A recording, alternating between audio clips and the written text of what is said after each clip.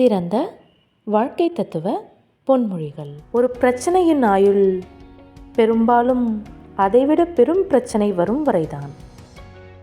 அடுத்தவன் என்ன நினைப்பான்னு வாழ ஆரம்பிச்சா அப்பவே உன் நிம்மதி உன்னை விட்டு போய்விடும். தகுதிக்கு மீறி ஆசைப்படுவது தவறில்லை. ஆனால் ஆசைப்பட்ட பிறகு அதை அடைய உன் தகுதியை வளர்த்து கொள்ளாமல் இருப்பதே தவறு. பக்குவம் என்பது யாதெனில் புரிந்து கொள்வதோ புரிய வைப்பதோ இல்லை, வாயை மூடிக்கொண்டு தன்னுடைய வேலையை பார்ப்பதே. தூக்கிவிட்டவரை மறக்காதே, தூக்கி போட்டவரை கனவில் கூட நினைக்காதே.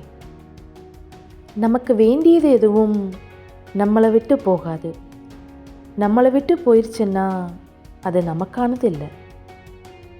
தேவையில்லாதவர்களிடமும் தகுதி இல்லாதவர்களிடமும் நாம் யார் என்பதை நிரூபிக்காமல் இருப்பதே புத்திசாலித்தனம்.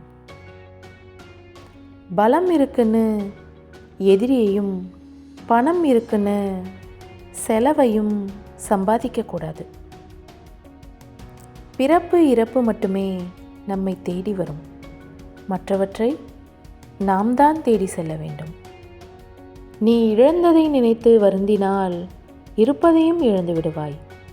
நீ இருப்பதை நினைத்து மகிழ்ந்தால் இழந்ததையும் அடைந்து விடுவாய். அன்பானவர்களுக்காக இறங்கி போவதும் தவறில்லை. நம் அன்பு புரியாதவர்களிடம் விலகி போவதும் தவறில்லை.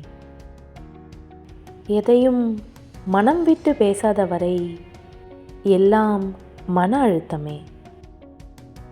எதையும் மறக்க முயற்சித்து நிம்மதியை இழக்காதீர்கள். அதை அப்படியே விட்டுவிடுங்கள், காலம் மாற்றிவிடும். எந்த ஒரு தெளிவில்லாத வினாவிற்கும் சிறந்த விடை மௌனம்.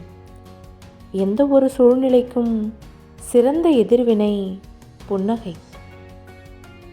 கிடைச்சதை வச்சு வாழ்ந்துட்டு போகிறதுக்கு பேர் வாழ்க்கை இல்லைங்க.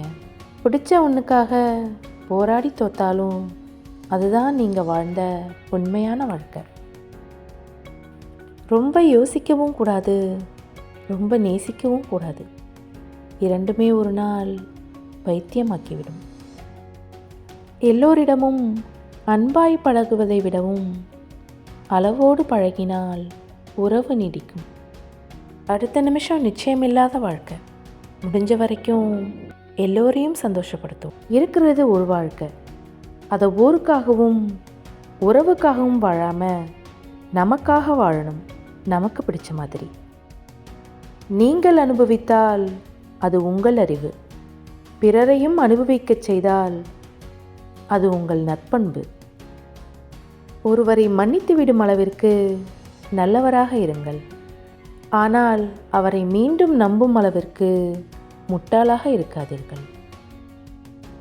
இறைவனுக்கு கொடுக்க நினைப்பதை இல்லாதவர்களுக்கு கொடுங்கள். ஏனென்றால் கடவுள் யாரிடமும் கையேந்தி யாசகம் கேட்பதில்லை. அவ்வப்போது தொலைதூர பயணம் சென்று அங்கேயே தொலைத்துவிட்டு வாருங்கள் உங்களை தொல்லை செய்யும் தொல்லைகளை. சிரிப்பை இயல்பாக்கிக் கொள்ளுங்கள். மனதில் கவலை இருப்பினும் அகம் போல முகமும் அழகு பெறும். நிரூபித்து கொண்டே இருப்பதை விட பேசாமல் இருப்பது நல்லது. பணம் இருப்பவனை தூங்க விடாது, இல்லாதவனை வாழ விடாது. எதையும் சாதிக்க விரும்பும் மனிதனுக்கு நிதானம்தான் அற்புதமான ஆயுதமே தவிர கோபமில்லை. எவ்வளவு கஷ்டம் வந்தாலும் வெளியே காட்டக்கூடாது.